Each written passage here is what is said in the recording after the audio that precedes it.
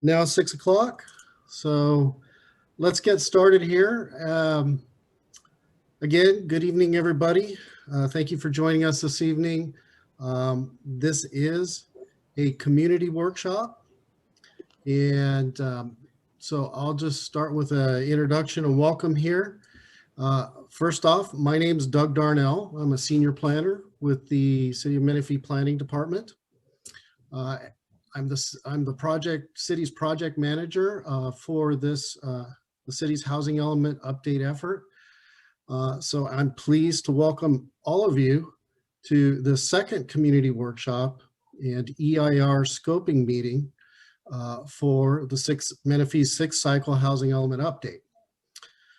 This effort also includes updates to the city's land use and safety elements of the general plan, and we'll also update the general plan to include environmental justice policies in compliance with SB 1000 state legislation. So this evening, we're happy to inform you about the various components of this effort, and we look forward to hearing your thoughts and input on the process. Quickly, I'll cover how the meeting will work after I quit talking here. Our consultant, Kimberly Horn, will give a PowerPoint presentation of the housing element update and talk about the other components.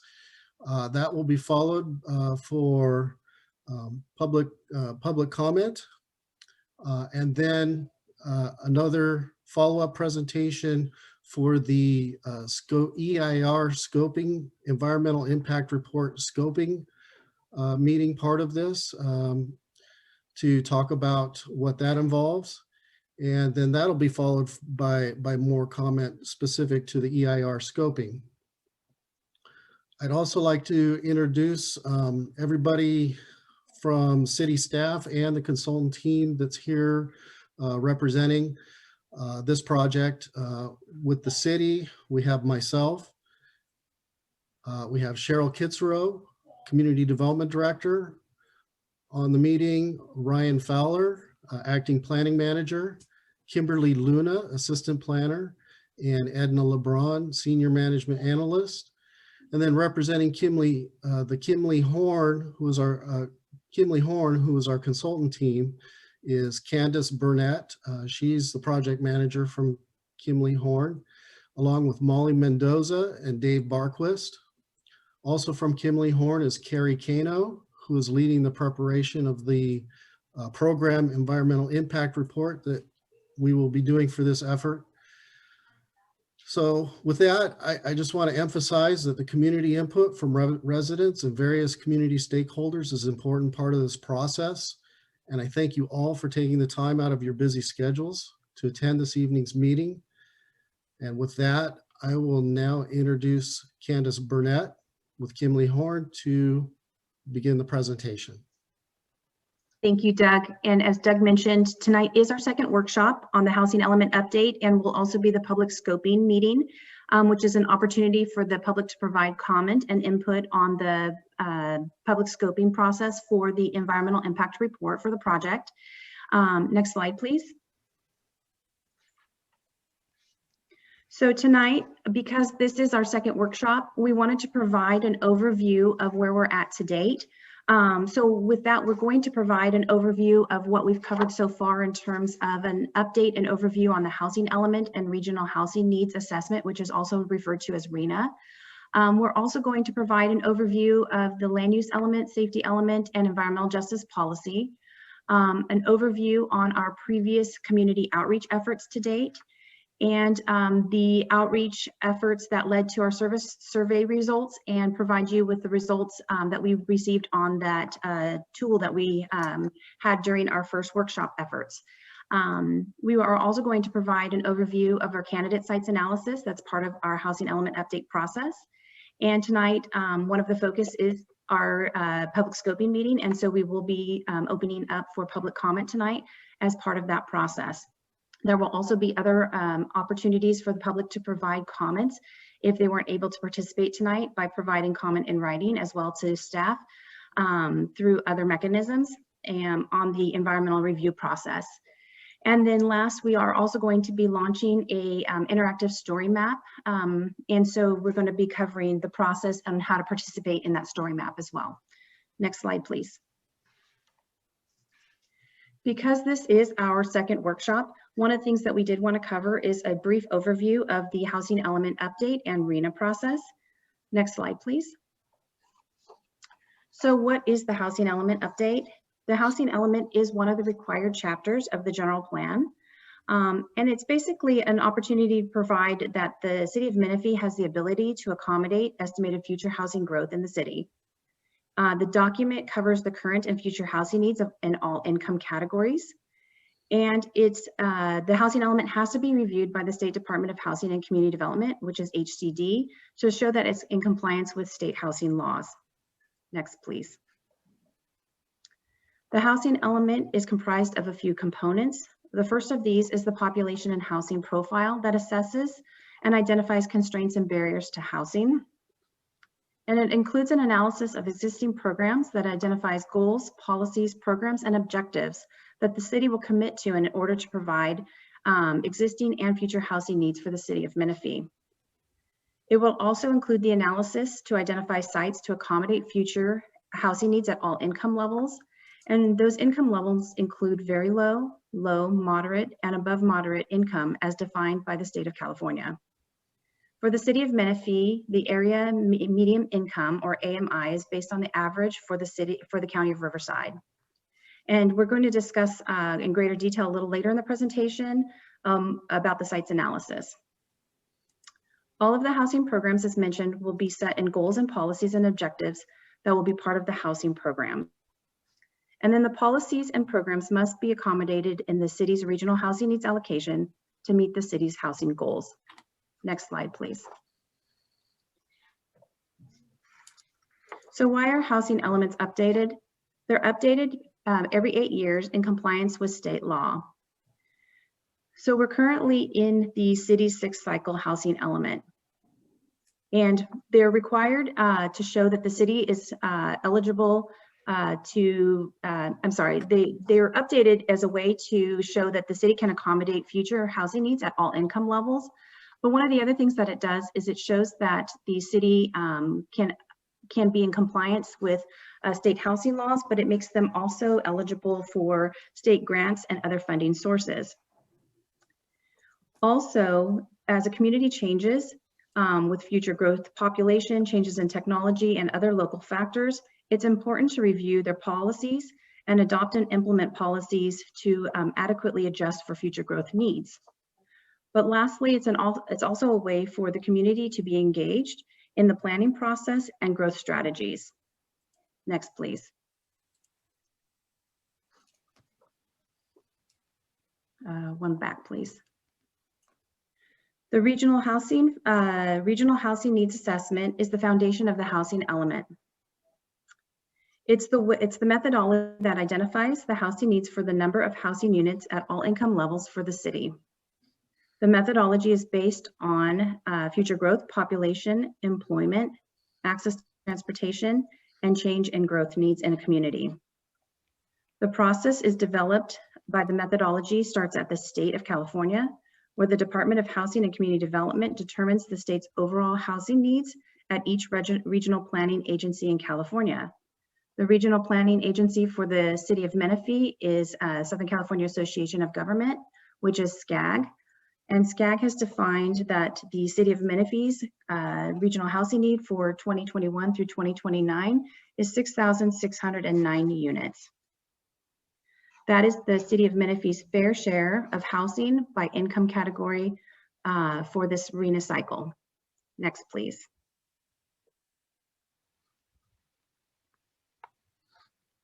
The table is the allocation based on income levels for this 6th cycle housing element update. And as you can see, it breaks down the housing need based on income categories. It identifies the 4 defined income categories, which are the different ranges, and determines affordability by those income ranges. The city must provide for opportunities for persons at all income ranges. However, it's very important to note that the city is not required to build these units, but rather just provide for opportunities for the private housing market to provide and build the market units when the market can do so. Next, please. Additionally, as part of this update, the city is also looking at analyzing other relevant chapters to the city's general plan. So it's necessary as part of consistency with the housing element update to review the city's land use element, safety element, and environmental justice policies for consistency with the housing element. Yes. Next, please. Hi, Stephanie. How are you? The general plan land use element is being evaluated to identify future growth and development patterns for consistency with the sites analysis, as well as opportunities for rezoning to accommodate the future housing need. The analysis will outline existing land uses with undeveloped and underutilized parcels and ensure that there's adequate land for housing, commercial, industrial, as well as public facilities. But we're also looking at opportunities for conflicts or where there may be conflicts for new housing legislation and zoning standards. The safety element is also being analyzed in terms of its impact and conflict with the housing element update as well. We're looking at updating it consistent with government codes to address potential short and long-term risk from fires, floods, droughts, earthquakes, and other hazards as required. The safety element helps protect the cities against these threats from public health and safety efforts, and multiple state and county and local agencies will be involved in the process.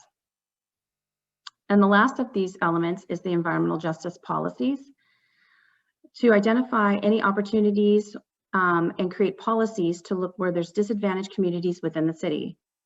The city will identify and develop policies to direct resources to disadvantaged communities to improve health, recreation, and economic mobility through cleaner air, better transportation, and education and employment. Additionally, there will be opportunities to provide for public engagement and improve community resiliency through human health. Next, please. As part of this effort, community engagement and outreach has been one of the key elements as part of the sixth cycle housing element in order to solicit meaningful input from the public.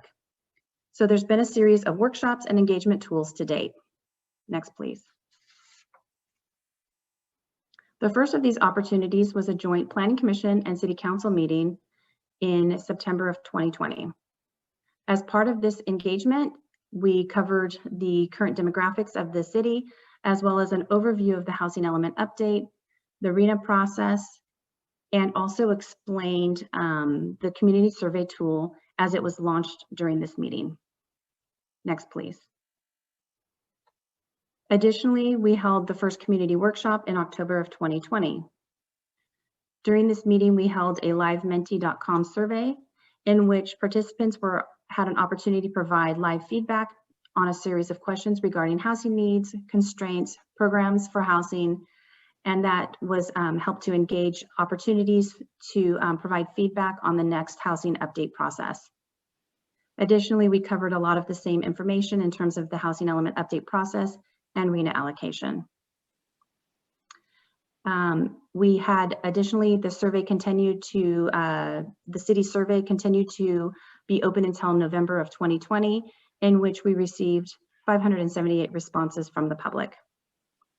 At this point, I would like to see if there's any questions at this point, and if not, then we can also turn it over to Molly, who's going to continue to cover some of the information then on the community efforts to date that we've received, and also discuss the sites analysis.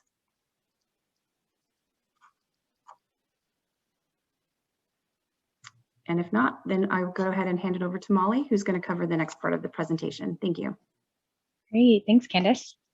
Doug, if we can go to that next slide, which I think introduces the survey. So like Candace mentioned, the city developed this really great survey tool that allowed community members and residents to provide feedback throughout the process. So if we can go to the next slide, there was a variety of topics that were included in the survey. So there was an opportunity to provide feedback on potential housing programs, potential locations for housing or opportunities for housing,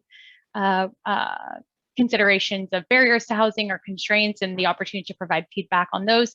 And then there was a short section at the end that gathered some demographics. So we have a couple slides that I'm gonna walk through and just share some of the results that the city received from this survey. So if we can go to the next slide.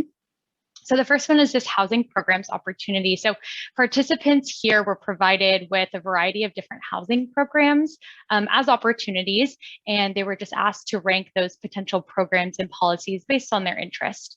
So once the survey closed, we gathered all that data, and it showed that participants were primarily interested in programs to increase opportunities for accessory dwelling units or ADUs. They were also interested in programs that maintain existing affordable housing in the city, programs that increase access to housing assistance, as well as information or information on housing, I should say, and programs that increase housing accessible to everyone in the community. So this would be housing that's accessible to persons with disabilities and senior housing. So those were some of the primary opportunities that participants wanted the city to look at. So the next one, so we'll go to the next slide, that participants had the opportunity to provide feedback on was opportunity areas for potential housing. So participants were provided with a list of location types and a quick description of those. They were all areas for opportunity for housing in Menifee. They were asked to rank each of these based on, or each of these locations based on where they would most like to see housing or where they were most interested in housing in the city. So the data showed that participants were mostly interested in housing near schools and parks, which makes a lot of sense, as well as housing on vacant land. So really making sure that there's opportunities to utilize vacant land within the community, and then followed by housing opportunities near shopping centers or dining areas. So creating that access to essential retail and shopping opportunities and if we can go to, yes, the next slide. Great, thank you. And then finally, participants are asked to provide feedback on what they felt were barriers or constraints to housing in their community. So they were provided a list of barriers with some simple explanations about what those might look like in their community.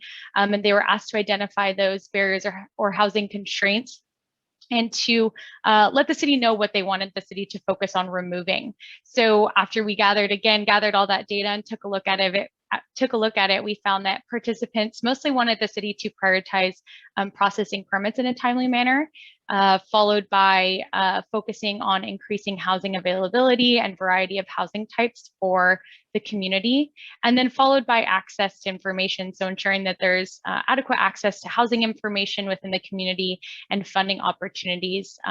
Those were some of the primary constraints that participants identified.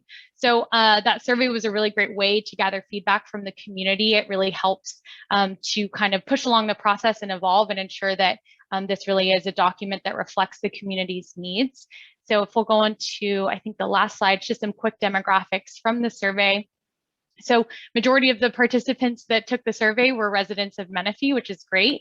Obviously, everyone was welcome to take the survey, but it is really important that the city gathers feedback from its residents, as well as majority of participants were homeowners, with a small percentage or a smaller percentage being renters. So those were just some quick demographics that we gathered from that survey. So then if we can go on to the next slide. Yeah, so a lot of that information, like I mentioned before, it's so important to have participation with the community and gather that feedback, because that is what shapes these housing goals and policies and programs, as well as shapes the sites analysis. So we're going to get into an overview of this adequate sites analysis. And this is about to get a little technical, so please bear with me. But this is a really important process of the housing element update. So let's move on to the next slide. Great. So what is the adequate sites analysis? The adequate sites analysis is the process that the city uses to identify land that can accommodate the city's regional housing needs assessment allocation. So I know, which I'll refer to as RENA, just a heads up, and I know that Candace kind of went through this before, and she did mention this, but I'll just reiterate that the RENA is the city's projected growth quantified into housing unit need. So the City of Menifee is required to accommodate 6,609 housing units affordable to a variety of incomes. So that's what the city has been allocated in terms of potential need over the next 8 years, so that next planning cycle. And again, that's categorized by a variety of incomes. So that includes low and very low income housing, as well as moderate and above moderate income housing.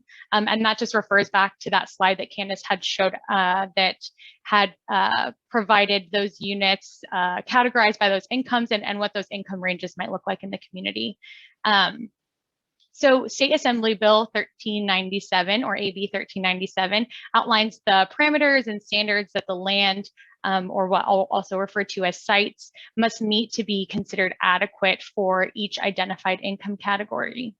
So we can go ahead and move on to the next slide. And I'm just going to reiterate this process. So the City of Menifee receives an allocation of housing units from the Southern California Association of Governments, or SCAG.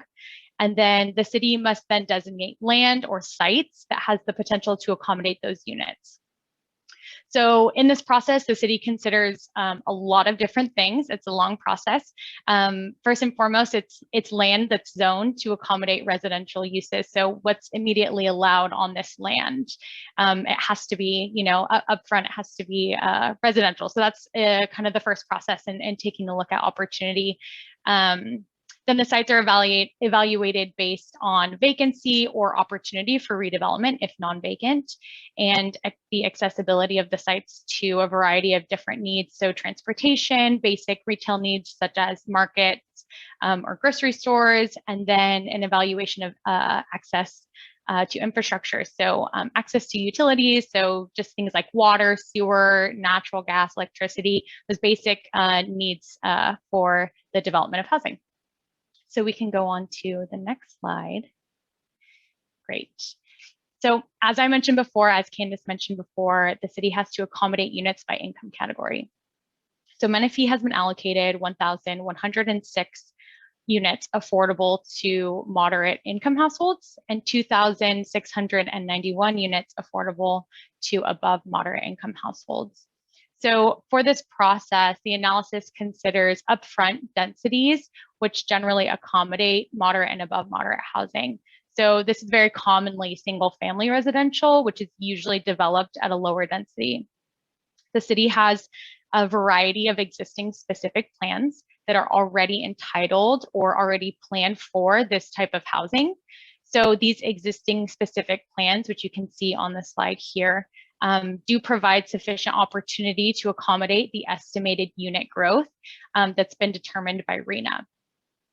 So we can move on to the next slide. So then the other half of this, so we've talked about above moderate and moderate income housing, and I mentioned that it's allocated by income category. So then the other half of this is that low and very low income category. So considering sites or land that can accommodate units that are affordable to households in the low and very low income. So the City of Menifee was allocated a total of 2,812 units in the low and very low income category. And again, as I mentioned before, the first part of the analysis is just identifying a zone or zones that allow and can create feasible opportunity for housing affordable at this income category.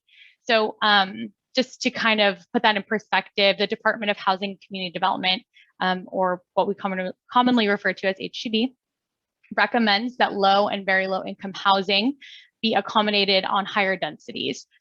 So just ensuring that there's that feasibility of developing housing, that cost ratio that's affordable to those income categories. So the city identified the high density residential zone, or the HDR zone, which allows for up to 24 dwelling units per acre. So then the next step in this analysis is to evaluate each site based on the requirements of AB 1397, that assembly bill that I mentioned before, which sets a lot of the parameters for this process.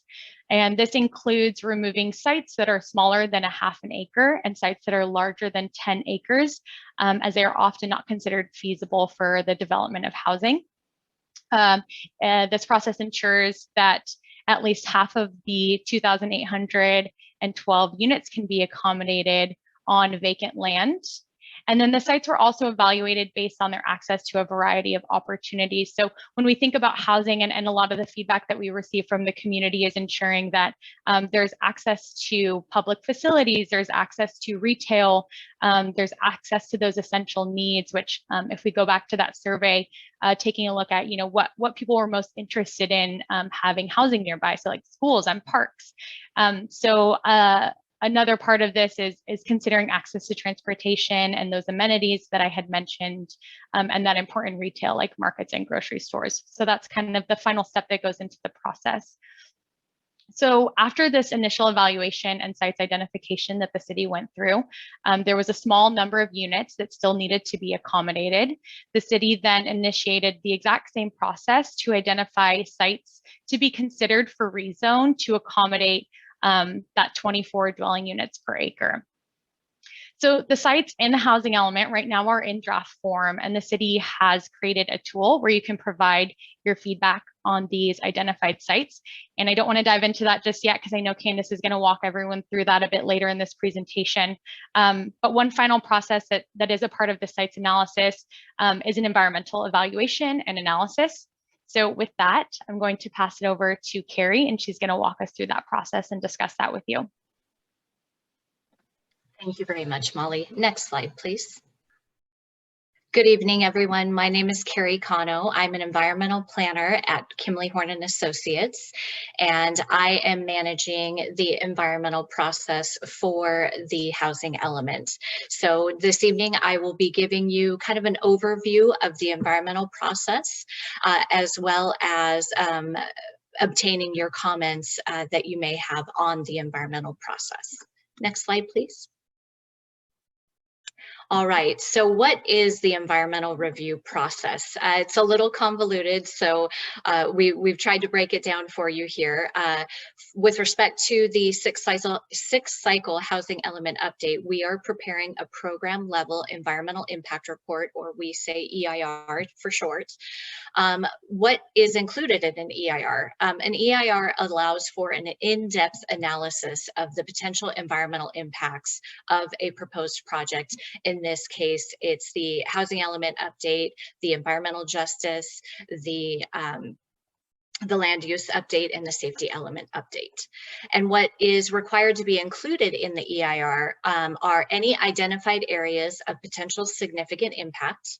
The EIR also provides mitigation measures to reduce those potential impacts, and then also provides potential alternatives to the proposed project that could reduce or remove significant impacts. So one of the things that's really, really nice about the California Environmental Quality Act process, or the CEQA process, for which we prepare EIRs, is that public commentary is built into the entire process. Tonight is a very good example of this. The California Environmental Quality Act process requires us to hold a scoping meeting at the very preliminary stages of us preparing an environmental impact report for the proposed project to gain public input on what their environmental concerns are. And now Molly just mentioned, the housing element is in draft form right now. So we are just in the very preliminary stages of preparing the EIR. But one of the ways that we like to gain and kind of shape, so to speak, the EIR is to gain public input early in the process, which is partially why we're here this evening. So throughout the process, you will get notified of available documents and information. There are multiple periods of reviews for the EIR and input, as I mentioned tonight being the first one. You will also be allowed to review the full EIR when it's complete and published for public review. And then you will also be able to provide input at all public meetings related to the proposed project. And lastly, a final EIR is prepared and written responses are drafted for any comments that were received during the draft EIR process. And that's all publicly viewable as well. Next slide, please. So this is just a little bit of a flow chart on the right of the environmental review process that I just described. The bullets on the left, though, show a bit more specific time frame for this project. So the first bullet there, the EIR noticing schedule, as you can see, the bullet below in blue, notice of preparation, that's the public review period that we are in right now. That public review period started February 3rd and it ends March 5th. And then going down, the next period for public review will be when the notice of availability of the draft EIR is published. Right now that's tentatively scheduled for, I'd say, late spring, very early summer of this year. That will include a 45-day public review period in which you will be able to provide public comments on the draft EIR, and you will be able to also fully review the draft EIR itself. With respect to public meeting schedules, as we mentioned tonight, we are all gathered here on February 25th for the public scoping meeting.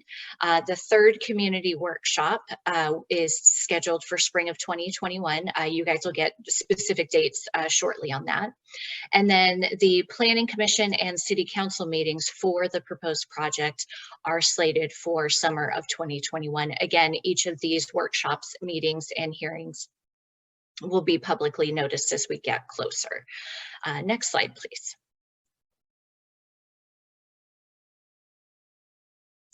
Oh, one back, please.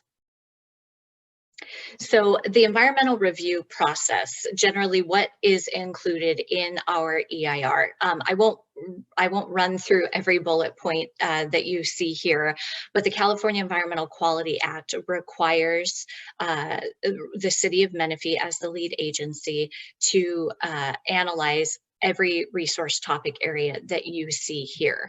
And so every one of these resource areas are resource areas that will be analyzed and included in the EIR.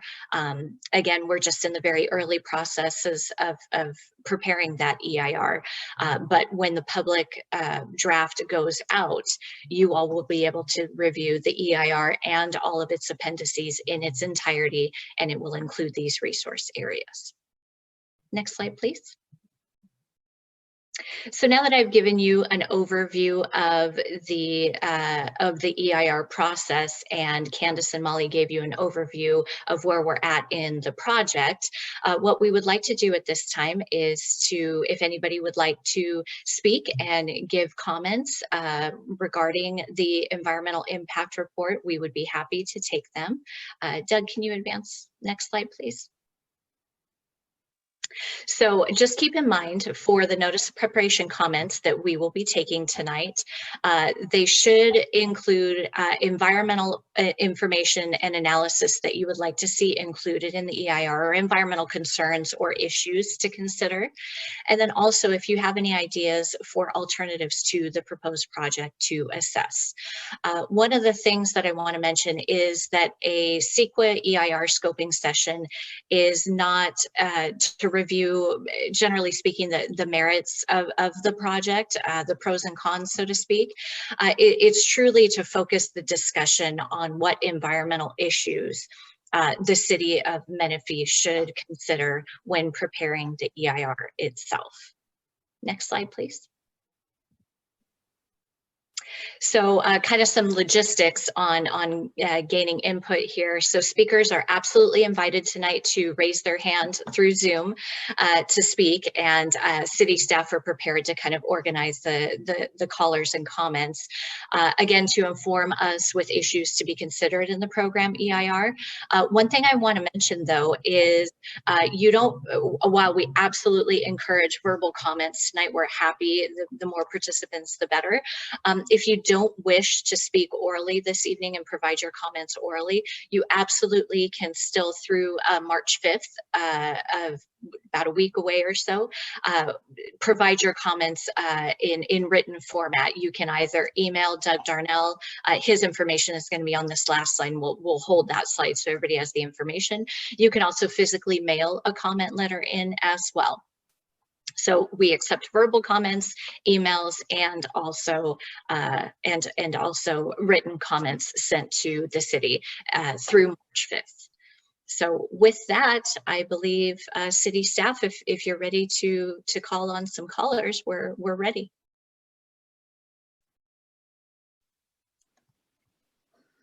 Okay, let's see, I see a couple hands here. Let's start with, I'll unmute if I can, Rick Croy.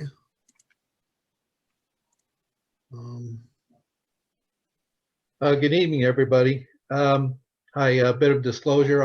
My name's Rick Croy. I'm on the city's Park, Recs, and Trails Commission, but I'm speaking as a private citizen, longtime citizen of Menifee.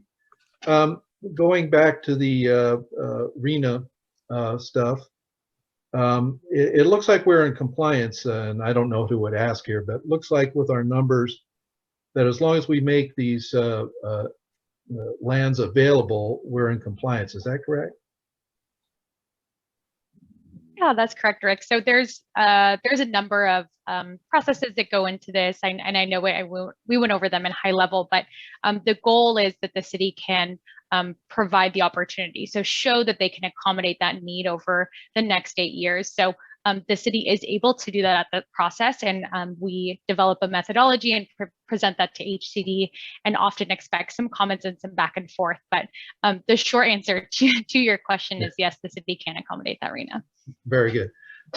Also, in my prior experience, in my homeowner experience, back a long time ago when I had hair, when we first bought our house in Palmdale many years ago, the city was working in conjunction with the state to provide help to first-time home buyers, low-income home buyers, and it was a wide range, but basically it encouraged home ownership. I don't know what the market for that is today. At that time, it was expressed as an interest rate reduction, though in your mortgage. That's back in the good old Jimmy Carter days when interest rates were 17%, and we got an 11% loan. I don't know how much lower than 1% you can get these days, but are there other programs that maybe the federal or state government, if we can show that maybe there's a developer that can come in and build some of these, lower moderate income units, are there programs available that might help us get to that number quicker?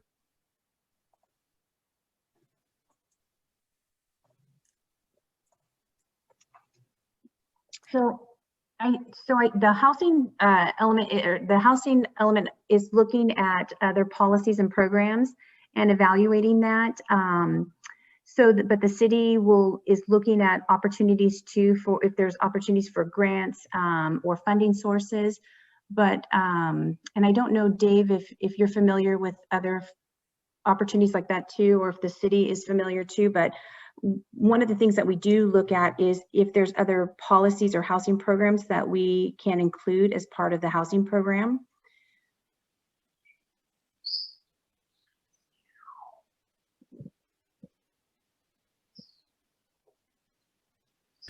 This is Dave Marcus. I'm sorry, I just came off mute. But yes, there is a number of state, federal opportunities for first-time home buyers. It varies by state. It varies by year. Varies by the institutions that offer it. So there's a number of options where we can look at second, silent second, for example. Mortgage premium reductions, things of that nature. Then we also have the loans that you may be familiar with, VA loans, for example, FHA loans and other things. There's a variety of programs that are available at the federal level, at the state level, and in some cases, tailored programs at the regional or county level and the local level, depending on funding requirements. But I think as far as the plan to accommodate a growth of new households and introduce folks to ownership opportunities, that would be part of the planning and considerations of the policy program for this element, this housing element. Thank you. I was curious about that because I hadn't heard about anything like that, but it sounds like that could be something that will help us get us there. Thank you. I'll just add, I mean, there is a first-time homebuyers program, which is administered by the County of Riverside, the Riverside County Economic Development Department of Housing. I think we already have that as a program working with them. It is one of the policies that's in your program.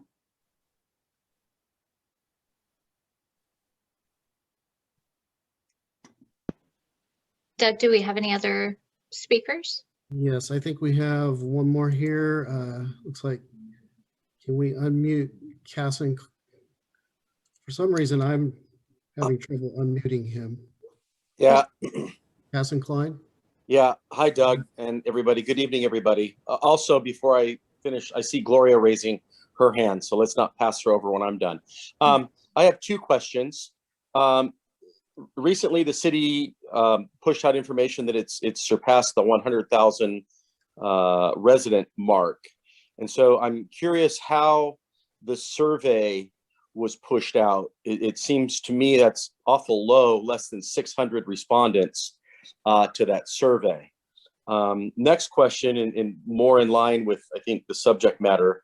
Are there any CEQA exemptions for developers that want to increase density, say on parcels that, you know, are, say, zoned single family, but maybe, you know, they want to come in and increase?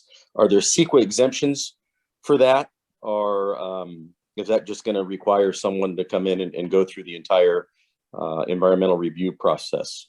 Thank you. Sure. Molly, do you want to take the first question related to the survey results? Yeah, of course. So the survey was pushed out a variety of ways, and I know that the city used social media.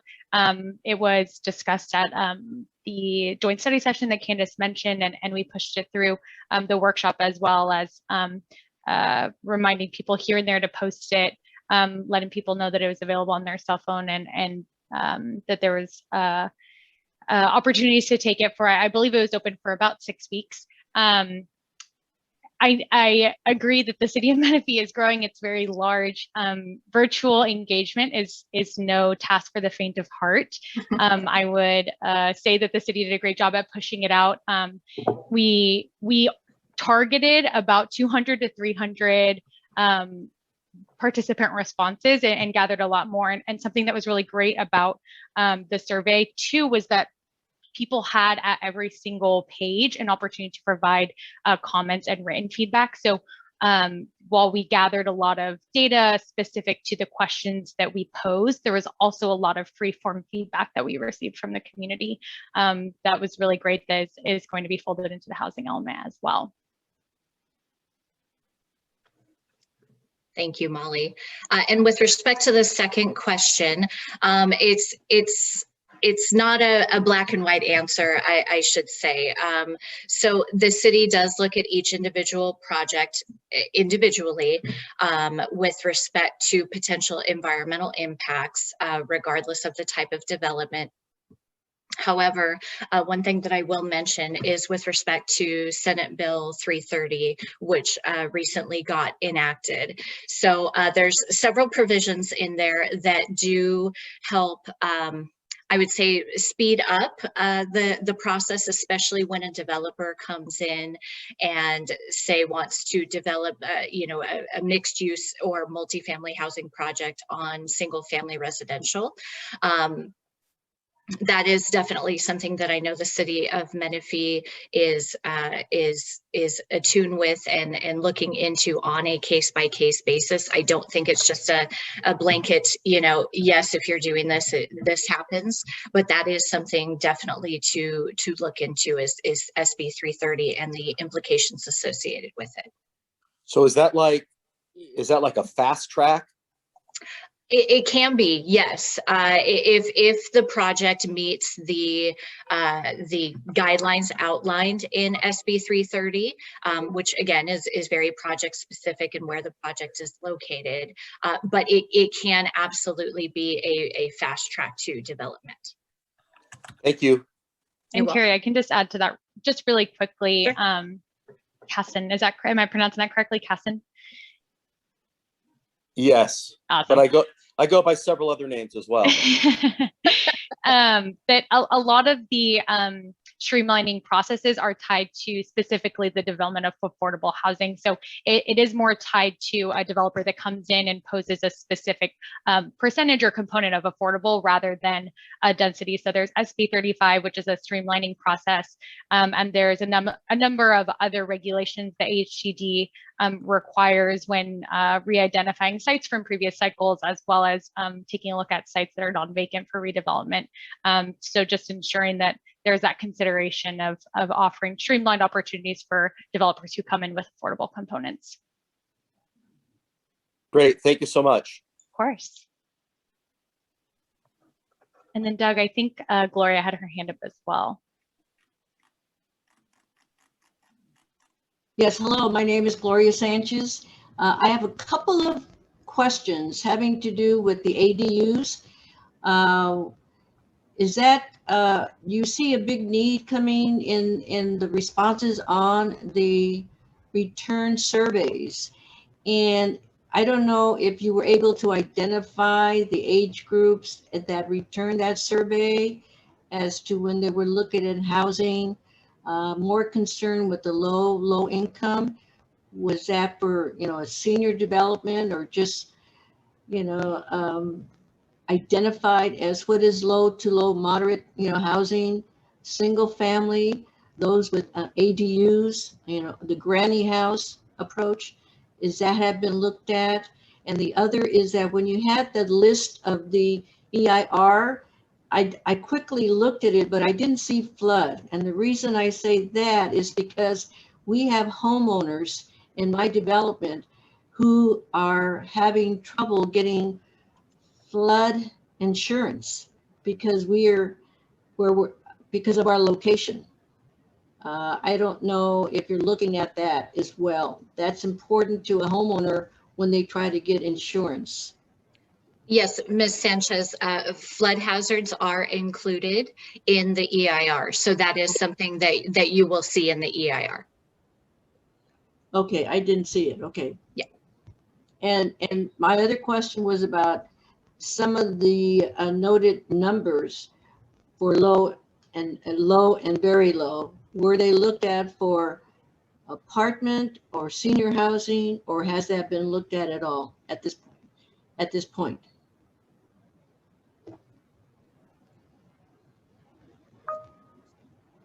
Would Kimberly Horn like to take that, or Molly, do you have any idea? So one of the things that we do look at as part of the sites analysis is also the ADUs. It's part of the sites analysis, but it's also one of the programs that we'll also address as part of the housing programs. And so we're looking at not only ADUs, but the junior ADUs as part of the programs to analyze in the housing programs. And so whether they're considered for senior or affordable, that's still part of the programs we're still analyzing. So it will be something that we look at. Mm-hmm. And I just want to, I'll add to that on those RENA numbers that they covered and the requirements on that. The way we accommodate it is it really not through specific types of housing. I mean, whether it's senior, whether it's affordable, whether it's apartments, those all types will be allowed where the zoning is such that it's at the densities that would allow for basically multifamily in general. That's in particular for the lower income categories. We need to have land zoned at the higher densities. But it's not specific to what type the land will necessarily be built at. So just wanted to address that as well. And just add that as far as ADUs go, that the city's working on other efforts aside from the housing element to help facilitate ADUs in the community. And we actually have we're getting information out there to the public. We have a consultant and architect working with us to prepare accessory dwelling unit plans that we hope to make available to the public. Basically full code compliant plans available to the public, that if they want to use our plans, they can do it and just pull permits without basically a streamlined review without a full plan check process. So just one way to incentivize ADUs, and something that will be a program in our housing element. Thank you. You're welcome.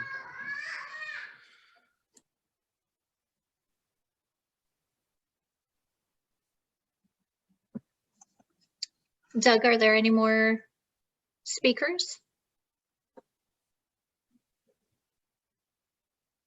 Oh, Doug, you're on mute.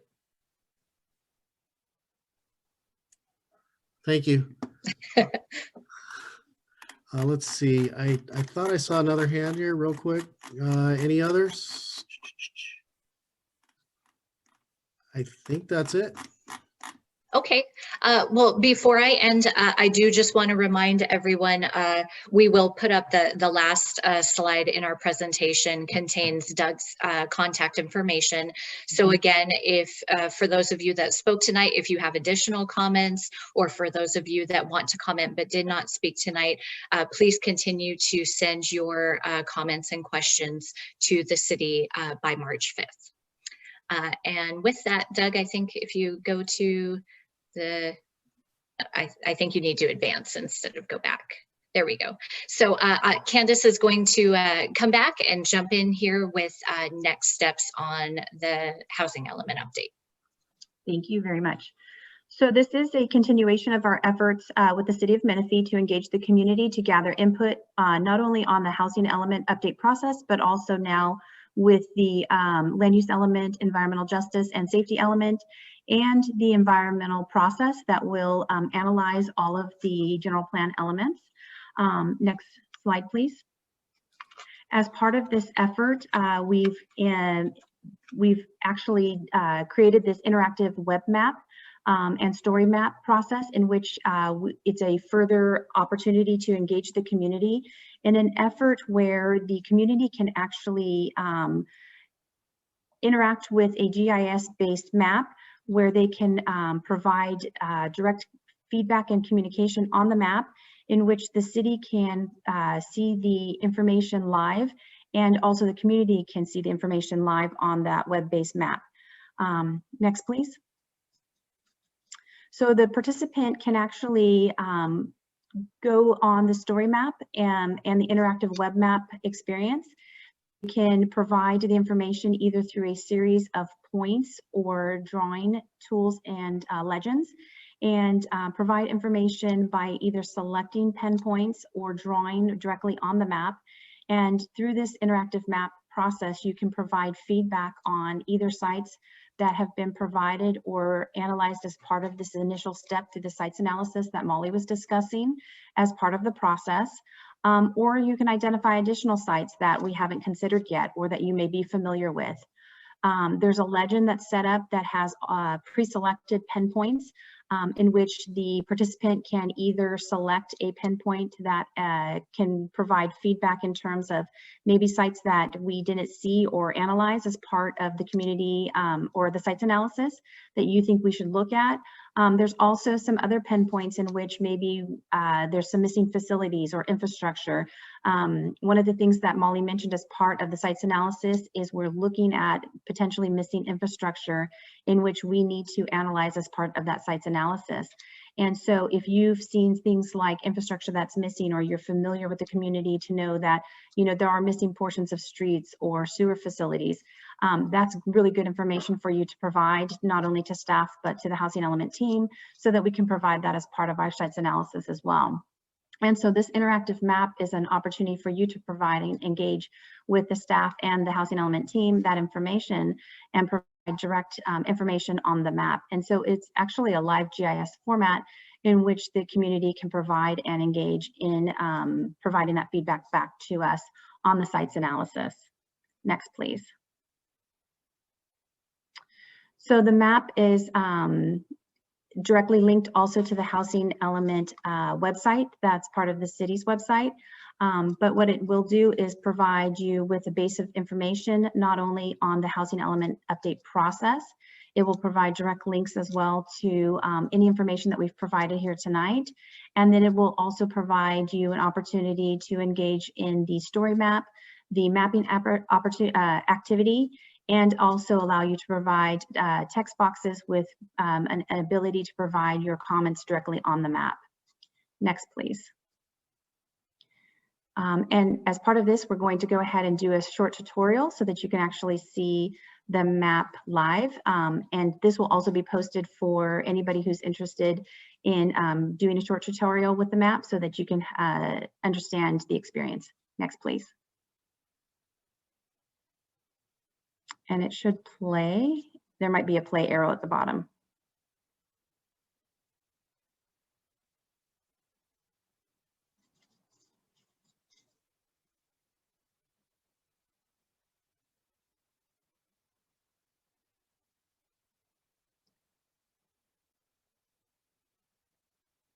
There doesn't seem to be sound, but basically as part of this, what it does, it allows you to launch the map experience.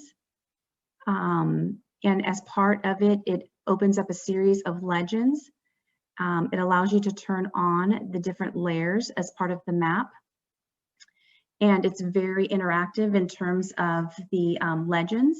You can expand the map boxes. As I mentioned, there's a series of predetermined points and also drawing capabilities, which allows the user to actually be able to pre-select different points depending on their interest and actually point on the map.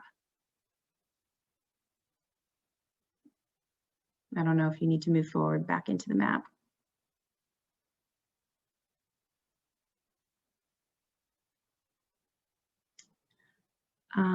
We'll post that as well on the story map itself. But for the next steps, this is a continuation of our community workshops. We'll have other engagement opportunities as well, including another workshop, as well as what Carrie mentioned. We will have a planning commission meeting and other public engagement on the EIR process to provide comment on the draft environmental impact report, as well as opportunities to provide comment on the housing element and other elements as part of the safety element, land use element, and environmental justice policies.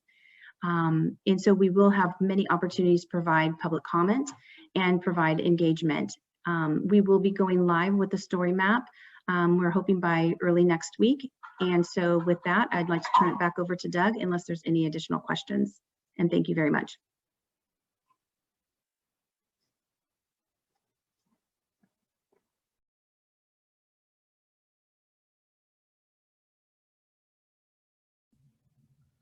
Okay, thank you.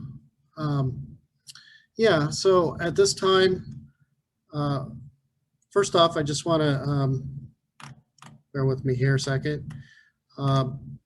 So yes, the story map, we will be pushing that out, posting it on the city's webpage. That'll be, we're still finalizing that, but that'll be on the city's webpage next week.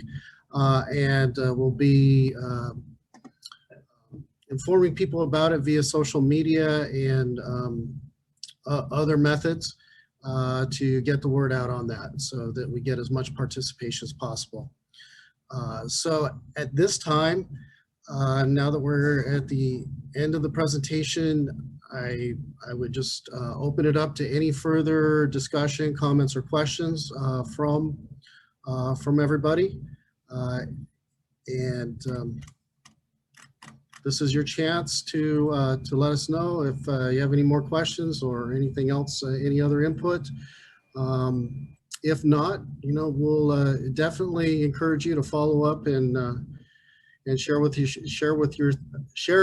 us your thoughts afterwards and throughout this process.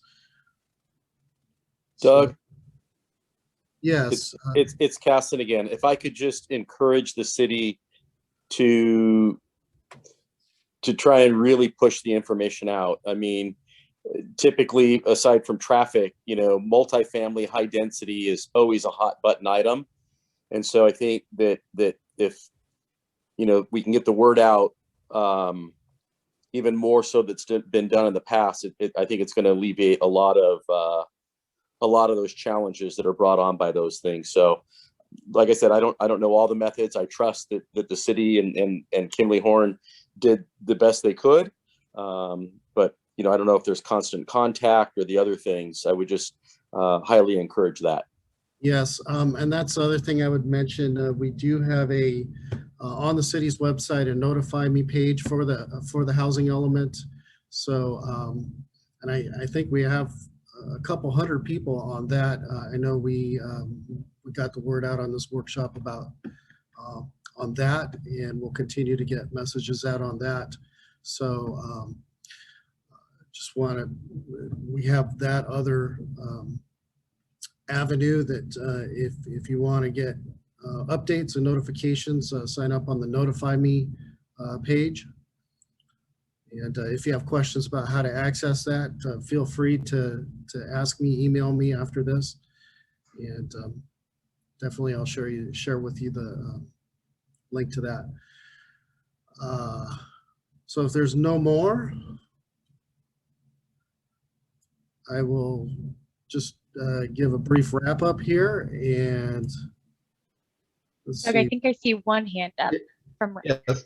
Sorry, Doug. Just another quick question. I'm sure there's more than one of me on here that likes where I'm a pie chart guy, so that maybe at some point, if included in the mapping, if we could get, how they have a map. We have a general plan map, and then we have several layers of that map that show you specific plans and parks and stuff like that. Maybe if we could get a map that highlights those areas of potential change in order for us to get to our RENA numbers, I think that would be helpful. Because that's going to be, you want to be able to look at a map and say, hey, does this fit over here? And that's a great place for that. And I think that would be very helpful to us. Thank you. Okay, thank you, Rick. Okay, if we have no more, bear with me here a second. Give it a moment. So with that, I'll just wrap up here. And just like to remind everybody to please feel free to provide additional comment after this meeting. Look out, keep an eye out for the story map tool, which will be coming out next week and posted on the website. Also, we'll be making this presentation available on the city's website for anybody that wanted to attend tonight but couldn't, along with the video. So that'll be available. We'll get that posted up early next week on the webpage. And once again, I'd like to thank everybody for joining us this evening. We appreciate and value your input. We look forward to your continued participation throughout this effort. And we look forward to seeing you at the next workshop, Workshop 3, which will be held later in spring. And at that point, we'll have somewhat of a draft housing element to share with you and goals and policies. And if you have any questions afterwards, feel free to reach out to me. There's my contact information. So thank you all for taking the time out of your busy schedules to attend this evening's meeting.